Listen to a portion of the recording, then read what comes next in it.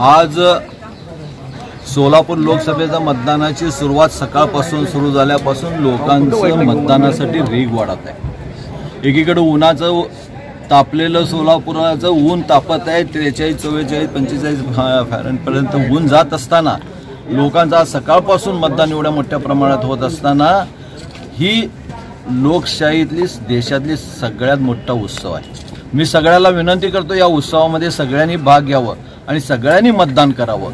आज बघतोय या देशाची निवडणूक आहे, या देशासाठी मतदान करायचं आहे आणि देशात आपलं हे देश कुणाच्या हाती द्यायचं हे देशात ठरविणारी ही निवडणूक आहे। त्यामुळे सगळ्याला विनंती पुन्हा एकदा करतो की तुम्ही सगळ्यांनी मोठ्या प्रमाणात लवकरात लवकर येऊन मतदान करावं।